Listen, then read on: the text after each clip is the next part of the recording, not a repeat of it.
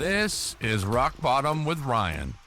No sugarcoating, no filters. The pain, the chaos, the truth. No bullshit. Just recovery.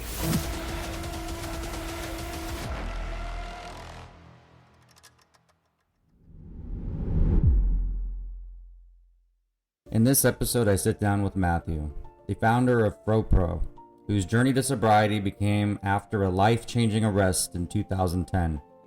What started as casual drinking and smoking in his youth spiraled into alcohol and drug addiction, costing him everything. But it was in the depths of a holding cell where Matthew had a moment of clarity that set him on the path to recovery. Since then, he's not only rebuilt his life, but also launched a thriving business, strengthened his relationships, and found purpose in helping others. This is a powerful story of hitting rock bottom, choosing change, and turning pain into purpose. Let's get into it. Hey, what's going on? This is Matt Williams, founder of FroPro Snack Bar based in Boca Raton, South Florida. Awesome. All right. So this show is a recovery podcast. Can you give us kind of a little background on what your drink or drug of choice was, where it started in your life, and how it progressed into a problem? So pretty much started with alcohol. Grew up in a small town, cul-de-sac parties, basements. We're in, just outside the city in New York. And yeah, I mean, I'll start with this. Like my sobriety date is May 17th, 2010. Got sober when I was 28, about to be 29. And again, great family, small town, no issue. Like my two older brothers, there's no one in my family that suffers from alcoholism or addiction. And yeah, I've heard a lot in sobriety about people that have struggled in some really tragic childhoods and some really like tough events or trauma and things like that. And every family has their thing, but I didn't really experience anything too challenging in terms of what else I've heard. And again, it's not a comparison, but I love to be outside. I love to run around. I had no attention span. So like the more I moved, the better I felt. So it was one of those like true running around the neighborhood, childhoods, dead end road type of deal, small school. And yeah, I mean, you have a friend group, everybody and all the grades kind of like almost mesh together because it's small and everybody's close and brothers and sisters in different grades. And yeah, just got to the point where I love drinking and I love partying and I like the more the merrier. I wasn't really a big fighter, but I just loved being around people and having fun and drinking and doing those things that I thought were normal until I crossed the line. And I don't remember when that really was. It just happened to be a time where once I started, I couldn't stop. And it wasn't every day. It wasn't all the time. But whenever it started, it was, you never knew what was going to happen, or I should say, I never knew what was going to happen. And those are kind of the challenges of kind of figuring out that process of, is this really a problem? Am I like everybody else? Am I, like little consequences here, little consequences there, and the consequences became more severe. But as a true alcoholic addict, that was in actual addiction. I didn't realize that to be a problem. I just thought it was just commonplace. All my friends had DUIs. All my friends have been in some trouble.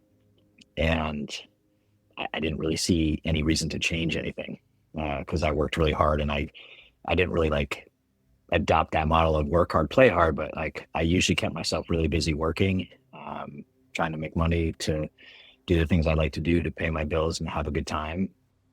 Really didn't see anything except for a couple consequences here or there. Again, as they got more severe, I started to think about, man, maybe this isn't the best thing.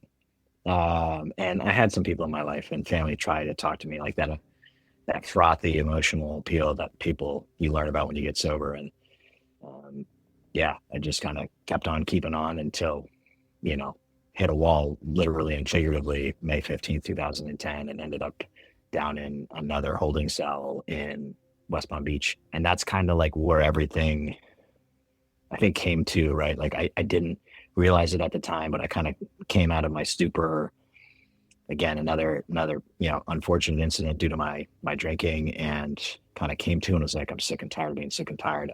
I'm an alcoholic. I need help. I just said it out loud. Like there's no one there. There's nothing going on other than me being in orange jumpsuit in general population. And that was kind of the beginning. And since then, if I were to summarize it, I've just listened to a lot of people that had straightened out their lives, had gotten sober, had shared their experience, strength, and hope with me. And in turn, I took their suggestions. I was willing to do anything at that point, because I had gotten to the point of wanting to not be here permanently and kill myself, even though I didn't know how to do that. I just didn't want to be around anymore, because I didn't know any alternative. I just was like, I can't do this. I've tried. I've stopped. I've tried other ways. I've gone to every length to try to figure this out, and gone to counseling and therapy. And I just never really admitted to myself that I was an alcoholic and addict until I'd had enough pain and suffering. And I, Wow. as you would say, had a rock bottom. Can you go into a little more detail about some of the final times where you tried and failed, and then what made this time specifically different? Yeah. So the consequences being more severe, where, I'd wake up and not know where my car was. I'd wake up in a strange place. I wasn't sure how I got there. I wasn't sure what day it was. And those are scary things. There was like the truest consequence other than emotional and kind of like feeling of like, man, this is stupid. What am I doing? And I never really involved anyone else. I had gotten to the point where like not a lot of people really wanted to be around me anyway. So there wasn't really an opportunity to involve anybody else. But yeah, those instances became more intense, more consequential. Like for me, again, I'm learning this when I got sober, but I'd end up, on a vacation and ending up in a wrong hotel, or ending up at a beach town, not at the house that I thought I was staying at, but on someone else's porch, like 20 blocks away. Waking up in like a bush in Stamford, Connecticut. Not sure, like, did I fall there? Was I placed there? How did I get here? So those were the things that started happening, and people really being like, hey man, I want to take a look at that. And, or, a couple of people had spoken on and be like, hey dude, I think you're an alcoholic, which to me, I was like, you don't know who you're talking to. Like, you don't talk to me that way. Secretly knowing they were right, but not ready to admit it myself. So I think those instances, as again, more severe, my family expressing their concern, other friends expressing their concern, lawyers, small things becoming, more expensive as, the consequences, and those piled up from like 2003 to 2010 to where like I had gone to a fellowship house and thought, all right, someone that gets their DUI, and I had other things that had happened, but that was like the most severe at the time. And I went to a couple meetings and I was like, this is stupid. I'm nothing like these people. But it took 7 years of more pain and suffering and consequences and life changing things for me to, in 2010, finally admit defeat and like toss my hands up in the air and be like, I have no idea what I'm doing. I don't want to be alive. I don't think I can function. I'm looking at 1 to 3 years in jail. I've lost my career that I worked so hard to get. I can't drive.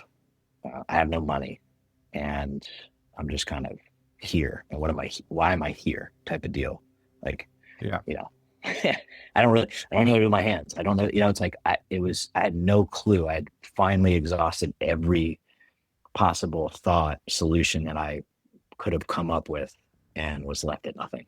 And looking at myself being like,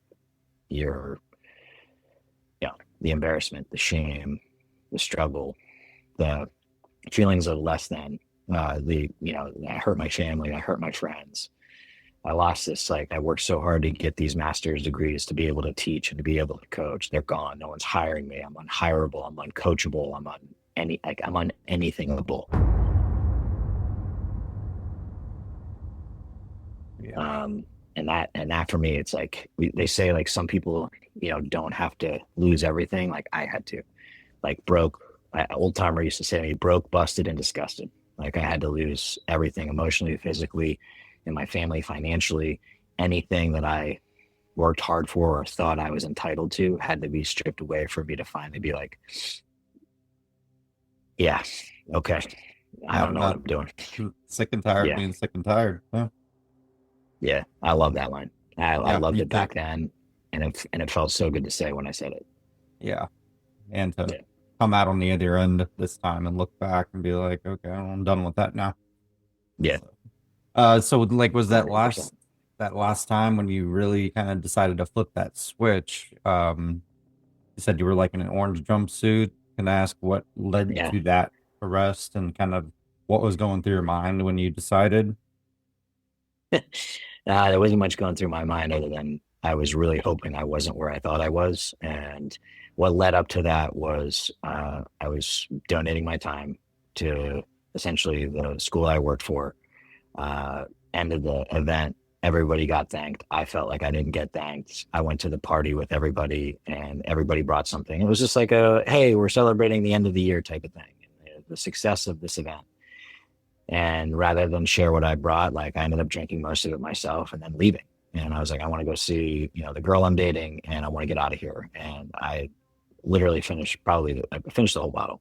And my whole thing was this: if I was drinking in one place, right, I could keep going hours, hours, hours. But the minute I removed myself from my environment, that's when it would all just hit me. And it hit me on the drive home. I crashed my car, got arrested and brought to Boca PD. And then from Boca PD, I got brought up to Gun Club, which is like where everybody goes. From what I had done to much worse. And I was stripped, I was searched, I was in and out of consciousness and like being drunk.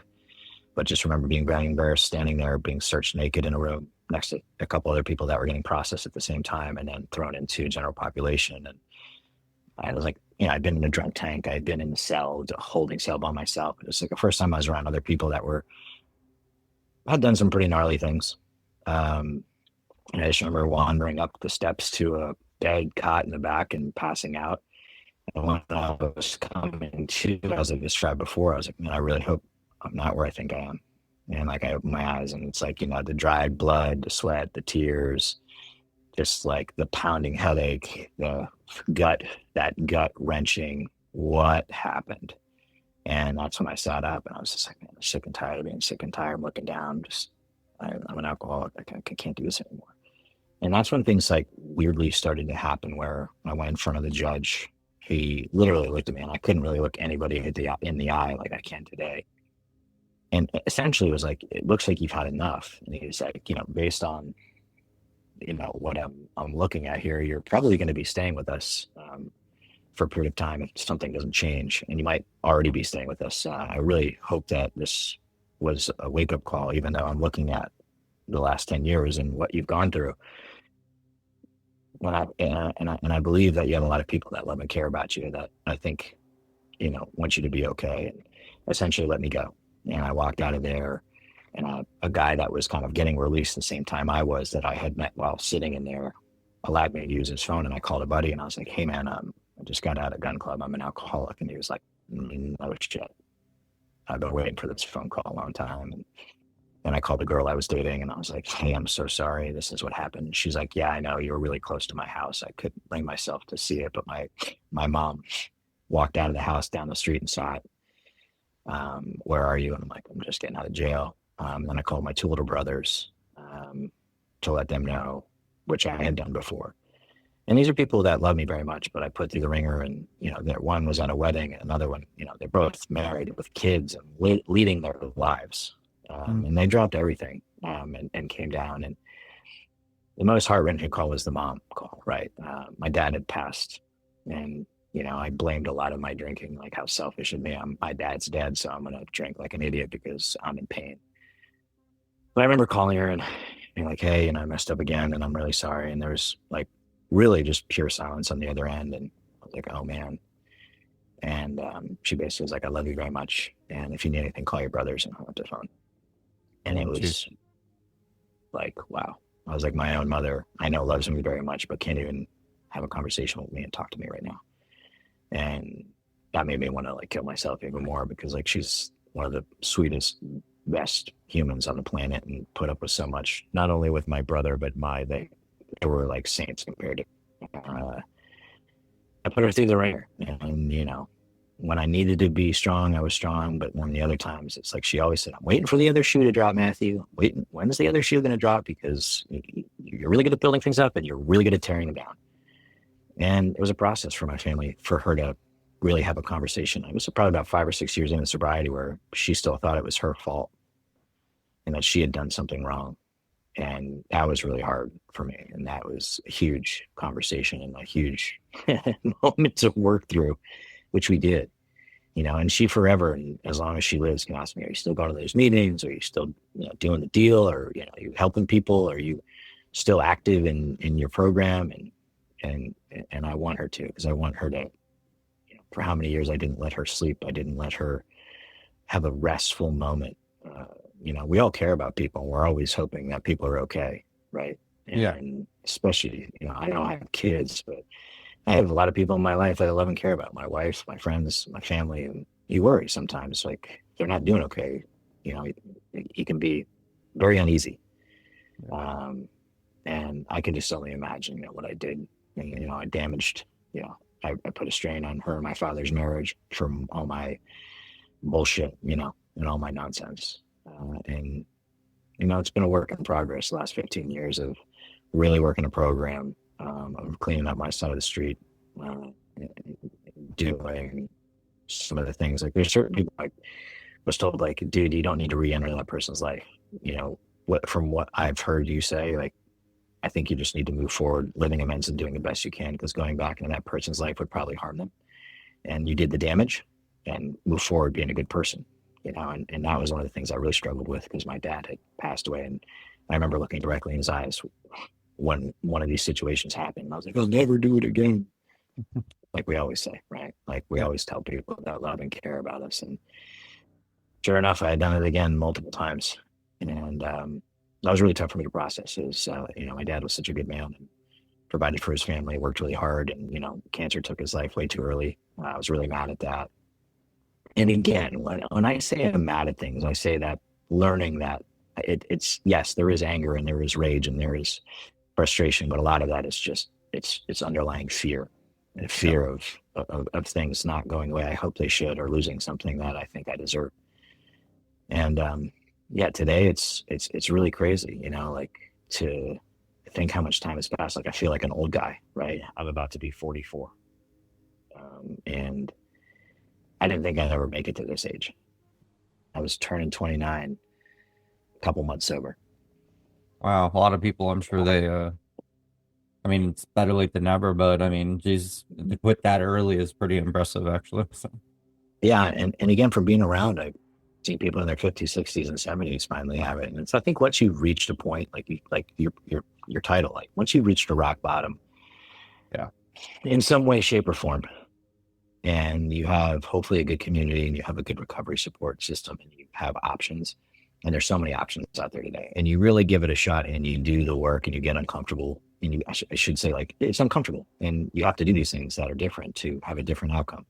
Mm-hmm. And nothing I'm saying is like my thought. It's just things that I've learned that I'm regurgitating that worked for me, right? Yeah. That things and phrases that were said that were really helpful, men and women that had done this before me, that were like, time takes time. I hated that one. And all these different things that, not only you do for your recovery and overcoming alcoholism and addiction, but how you take that into your business. How do you take that into your marriage? How do you take that into your friendships? How do you take that into your day-to-day interactions with people that might not have a program, that might be hurting or suffering, and might take it out on you, or might come at you sideways and has nothing to do with you? And I take things personally because I'm a sensitive alcoholic. So it's like, if someone doesn't like me, I talked about this on another podcast. It's like, everybody wants people to like them. And sometimes we go to the extent of people pleasing where it's just exhausting.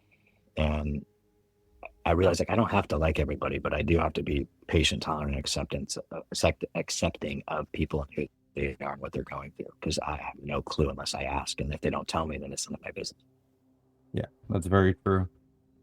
Yeah. Can you describe kind of like what, at your worst, what the 24-hour period involved? It sounds like the way you're mentioning it, like you were kind of a party drinker, but did you do a lot of like drinking alone?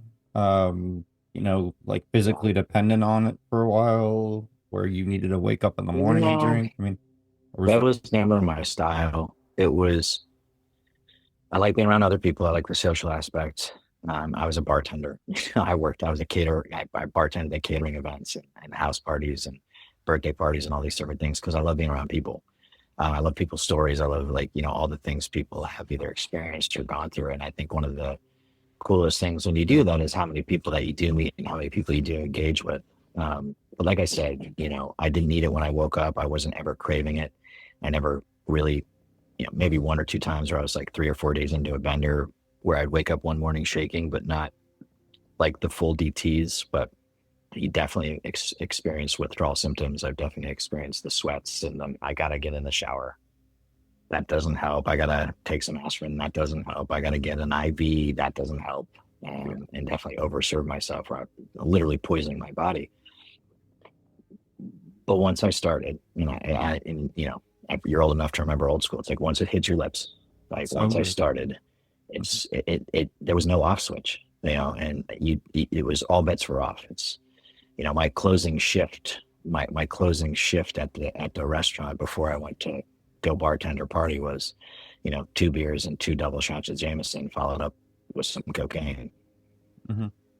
So cocaine, because that's how a normal person drinks. You know what I mean?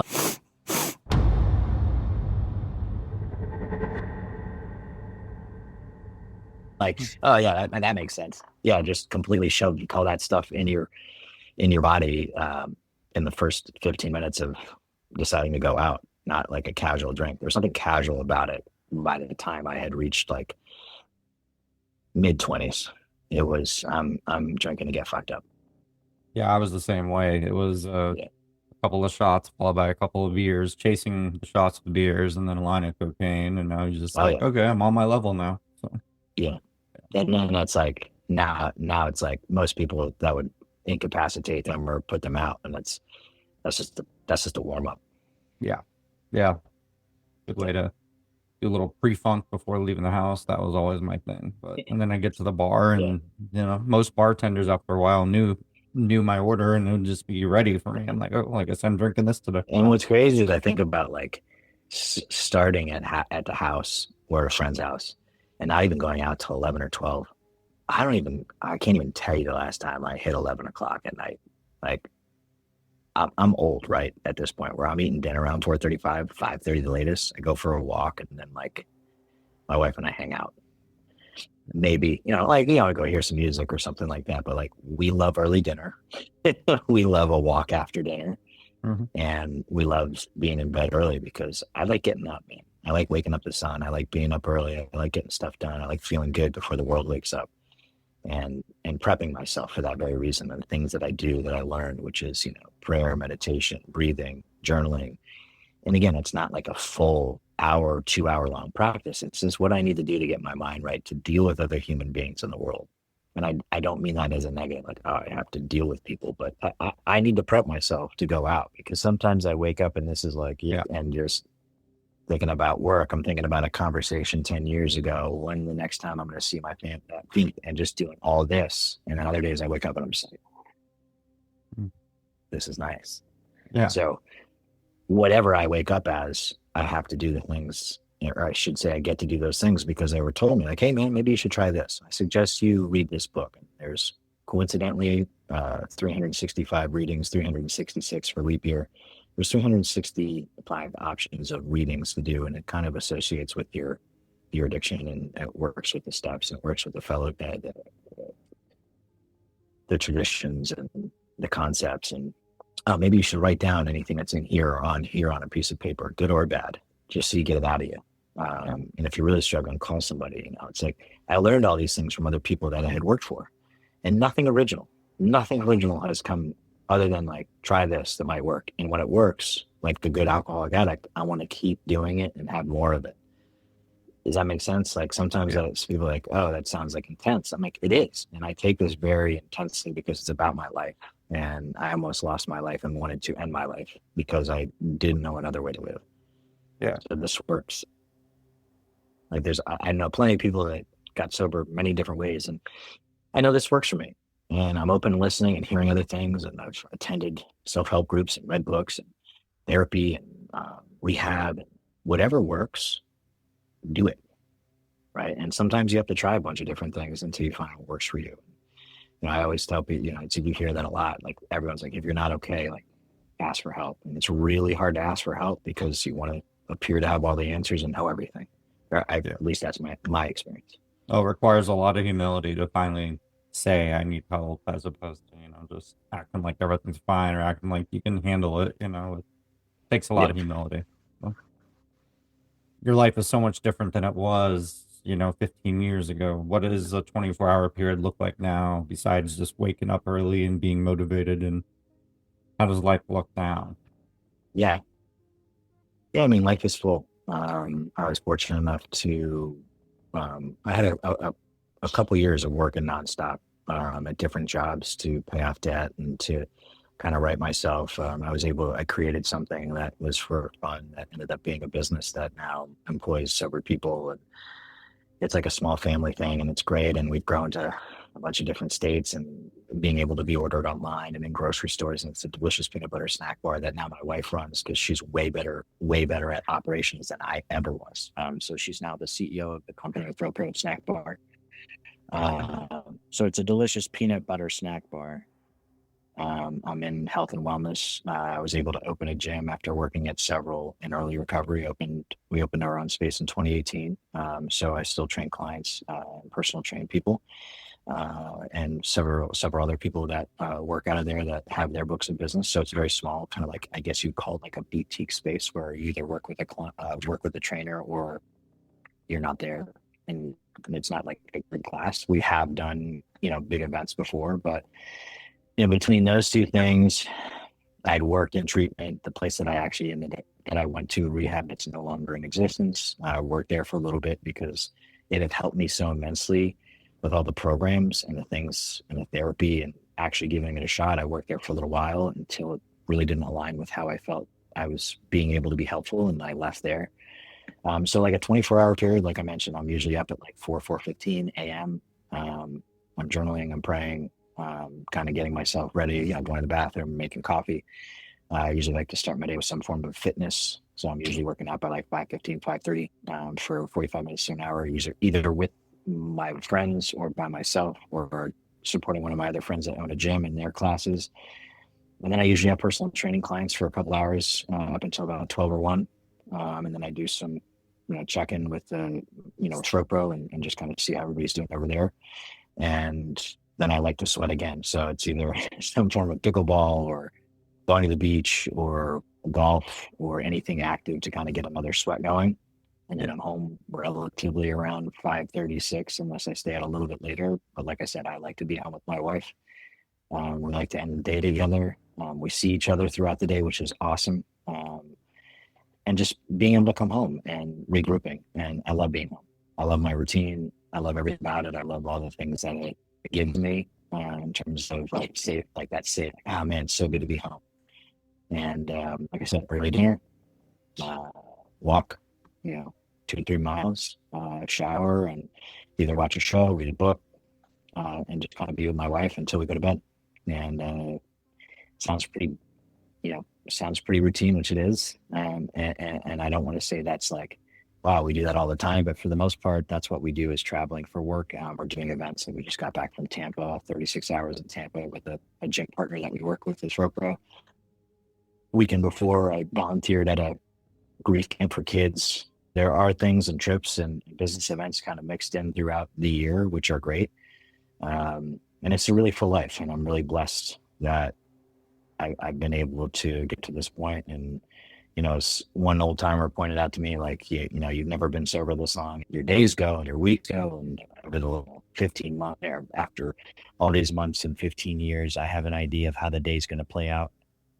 But I always remain open to seeing, like, maybe something's going to be different. Maybe I'm going to hear something different. Maybe I'm reading something or breathing or meditating or praying where something comes differently and I experience it in a different way, and like truly trying to be present, which is really hard for me. It's like really hard for me to sit still this long. Oh yeah, I was being like, present is my favorite, but by far favorite part of being sober is just the fact that I'm present for every little thing every single day, and like it makes everything enjoyable. Like you said, waking up in the morning, I was never a morning person for the first 35, probably 33 years of my life. I'm 38 now. I did have about a 4 year period right. where I was a functioning drinker where I would limit how much I drank every day and still work out every morning and have a routine. But then once I quit my job to trade stocks full time, I started drinking at home every single day. And it just became, Same. hard alcohol first thing in the morning while I'm sipping on my computer. And that became a problem. So I eventually fell off, in and out of relapse and then went to rehab finally and then just cut it out altogether about 11 months ago. But yeah, what you're saying about That's awesome. routine and like things just becoming more enjoyable and just being present for everything, like starting to just enjoy the little things. They're not even little things, they just all feel big, like just going shopping, traveling just on a day trip or going to the grocery store or going to the Yeah. beach. It's just all so much better now. It, yeah, it's funny. Like I got home yesterday and it was one of those days where I didn't see my wife at all. And she's like, "Hey, I'd really like to go to UPS and I would like to go drop this off at the mall." And it had been a long day. And I knew she could have done it on her own. And she does so much for us. I just knew like her being in the car and driving her there and spending time with her was really important. And I was like, did I want to go shower and like put on boxers and sit? Yes. But like, I was like, oh yeah, like let's go do this. Cause like, why not? Right. Yeah. And it just feels good, right? It's like you learn each other's love languages. You have a significant other. You have people in your life that, like, what makes them tick, and you know what they really appreciate. And my wife Chelsea does so much for me. And again, like that's the girl. Like I always say, like I always set that up where it's like that was the girl I was dating. She agreed to marry me. She stuck around. I told her to run, and she stuck around and all that. We had only been dating about a month, Oh, okay, so and you guys knew each other before yeah, you and got she sober, was. or? We partied a little bit together, but not to the extent of how I did. I tried to. She was new, so like I didn't want to show her who I really was yet. Yeah. Um, so about a month in, that's when like the whole DUI happened, and it was her family was like, "This guy really, this tattooed guy, like this is who you're choosing to hang out with." Yeah, great, good choice, Chelsea. But she stuck around, man, and she Right. loved me when I couldn't love myself, and I told her to run several times because like I didn't I was just in the habit of hurting people and not intentionally, but sometimes intentionally. And I was like, I don't know what this is. I don't know what's going to happen. I'm going to go to rehab. Um, you're young, you're pretty, you're talented, you're smart. Like you have all these things going for you. And I'm 28, about to be 29. I'm a fucking loser. And she saw some things in me and I didn't. And, she's an amazing wife. She's an amazing partner. She's amazing. She's my best friend. Like, and we just have so much fun together, even when we're doing nothing, you know, open, vulnerable, and honest with her, and really watching her support and understanding what this whole alcoholism addiction thing was all about when she didn't have to. Um, and it was like the first real honest relationship I've ever had with another human being other than my connection to my higher power. And it's helped me immensely. And she's one of the reasons, again, that I've been able to do what I'm doing. I told her from get go when she didn't run the other way. It's like my program has to come first because someone told me that. And if I don't go to these meetings and I don't do what I'm supposed to, I won't be able to be a person that can support a relationship that you're looking for and what you deserve. And she stuck around. Oh, that's great. That sounds like a really healthy, productive relationship. And so like, if you don't mind me Yeah, backtracking just a little, so back when you lost sure. your father, so my condolences to that. Were there any other like traumas or things that you felt like you were trying to numb when you were drinking and doing drugs? Like, were there things that you were just trying to mask to get through the day? Like, I understand you weren't like physically dependent on it and all that, but were there things that you think you may have been dealing with looking back at it? And how do you deal with like difficult situations now to manage your stress? Yeah, I think again, I would let things pile up, but I wouldn't speak my mind. I wouldn't, express myself. Um, no real traumas. I lost a really close friend in college. We lost, someone in high school. So I always was like, this is so unfair. Like, why these people? You know, I was really pissed when my dad died because like this is the nicest guy ever. Like you know, you never heard him like I heard him curse once. He never raised his voice. He was a provider. He worked really hard. He went above and beyond for the community. His body was filled with cancer. And he spent a lot, instead of traveling the world after working hard with my mom, he spent, you know, 3, 4 years in the hospital in and out of treatments and really struggling, and until he decided that it was too painful and there wasn't, nothing was changing. And, you know, he died within a month of stopping treatments, you know, and that was probably the most traumatic, you know, that for me was the most traumatic, watching it, because I was still around. I was around home. My brothers were like off, you know, married, doing things, and I was, you know, living and working hard and drinking and drugging. And yeah, that really pissed me off for a long time. No, understandable. So you mentioned your relationships with like your brother and your brothers and people now. I mean, do you surround yourself with mostly people that are like-minded? I think finding a community of people that, you don't have to be the same and you don't have to be like-minded, but, you know, people that are interested in growing and doing things that are, you know, part of like life, like, you know, actively acting out on ideas that are promoting goodness and wellness and exciting things. So, you know, like I love when people are winning. Before oh, must be nice. You know, it's like, I don't know their backstory, but like people work really hard. I work really hard. And I want to be around people that, you know, support me. Like, you know, it's like they say, it's like you can really tell how someone feels about you when you walk in the room. Do they light up? Are they excited to see you? Or are they like, oh, fuck this guy? You know, and I want to be around those people. And I find as I get older, like, again, how old are you? I'm 38. Right. You know, a couple years younger than me, but like you get to the 40s and you're kind of like, your circle gets a little smaller. You have more acquaintances than you do best buddies. I always think it's really important, man. Find a community. And like, there's so many things to do out there. You can have I have a crew of pickleball friends. And again, some of them overlap. Like I have a bunch of fitness friends that I go to their gyms and we work out and we do things. I have people that I golf with. You know, I have people that I see at meetings. I have people that I see at community events or charity events or different kinds of things. And again, they do overlap, but surrounding yourself, and again, it's really hard. Like I'm pretty extroverted. I'm pretty outgoing. So I like people.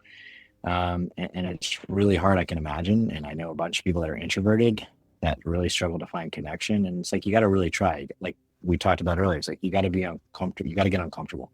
Yeah. And kind of find some connection, because no one's, you know, I hate saying this, but it's true. And like, it's been told to me, like, no one's coming to save you, dude. You want change? Like one of my first mentors was like, you want a community, you want that, go build it. Yeah. That's what you want. You go build it. I have 4, you know, he would always say, it's like, I got 4 kids, I got a house, I got this, I got all this stuff. I'm working with you because someone did it with me. And I have that because I built it years ago. And if you want that, and you can be a part of mine, but you want that, you got to go build it. And you got to go out there and you got to take action. You got to get serious. You got to buckle down, and, you know, you can have fun. Don't you, you know, it's like that whole thing, work really hard. Don't take yourself too seriously, you know? Yeah, and that's a good way to look at it. but like truly, like go out there and get to work. And if you don't know, ask somebody that has either done it. And some people might be like, I don't really know. And some people say, oh, I got lucky. I was at the right place at the right time. Most people that are successful in their certain rights, and again, you have to determine what success means to you, whether it's like, you know, you have all the toys, the watches, the boats, the houses, the this, the that. We have a genuine peace of mind where you see someone operate in a certain way. You know, I always look at people and I give them the benefit of the doubt, even when they fuck me over. You know, like maybe they had a bad moment, maybe they had a bad day. You know, too many times I'm like, I'm probably not going to hang around that person that much. Or maybe we've changed. You know, one of my mentors now has always said, he's like, dude, you're in chapter 15. Someone that might be in chapter 7 or chapter 20 in a different place than you are. Yeah. And you might not line up with them right now. Yeah. And be okay with that, because it changes. And, you know, I never step over anybody. Hand is always out to help if I can. I had to learn I burnt out several times in sobriety. I had to learn to kind of, as been told, like do a little bit less, not like intentionally to sit around on the couch, but like, don't burn yourself out, man. Like you got sober to have a beautiful life. You got sober to maximize the time that you're here and enjoy the time you're here, because whether you're sober or not, life, you know, as Ferris Bueller would say, life moves pretty fast.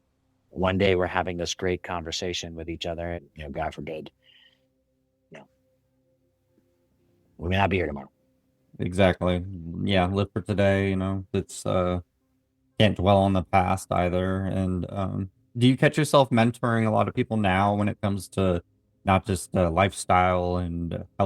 healthy living, but like sobriety as well? Yeah. It's like I know my limit now. It's like if I'm working with a certain amount of people, I'm always open. Like, hey, I may not be able to work with you directly, but if you ever any questions or you're struggling, my number's there. I give out my number all the time. Text me, call me if I can, step away from what I'm doing. I'm happy to, and I'm here to help if I can because someone did it for me. So I think it's really important to always be available. Yeah. If not right away, within the 24-hour period or within the hours I'm awake. If there were listeners right now that were still in the midst of their addiction, and they were looking for advice on, what it takes to quit, how to quit, what advice would you give to somebody struggling right now? This might be interactive to your question, but I feel like do you really want to be done? Because I find that most people that are doing it for, a family member, or if it's a parent doing it for their kids or kids doing it for their parents, it's like, I tried that. It didn't work. I don't know many people that has, and I'm not saying that it doesn't. But when people are struggling or they're in and out, it's like, do you really want to be done? If you don't, that's okay. You might not make it back, but do some more research and development. Mm-hmm. Like I said, you're rolling the dice. You're playing it. You're playing your hand. You're doing your thing. Again, to the tune of your name, you got to hit a bottom. You got to hit a rock bottom. It's got to hurt. It's got to be painful for me, on many different levels before I was willing to even dream of asking for help.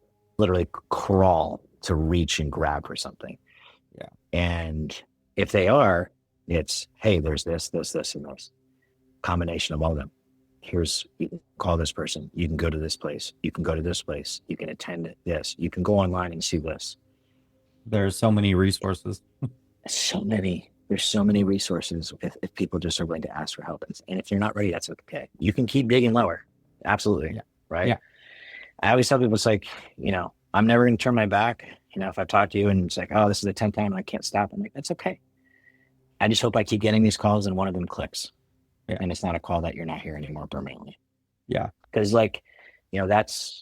that's what we're here to do, right? Like, we got sober. We're sober for a reason. We got, some people say they got saved. Yeah. What do we save for? To shrink. And again, listen, I was still really ashamed for the first, I was excited I was sober. The first 1, 2, 3 years, I don't really want to talk about this.